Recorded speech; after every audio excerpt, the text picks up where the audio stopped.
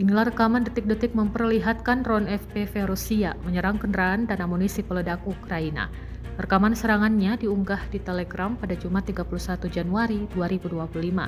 Dalam keterangan unggahan disebutkan, inilah momen serangan drone FPV dengan kontrol kabel pada kendaraan lapis baja, posisi, dan personel angkatan bersenjata Ukraina di arah Kursk.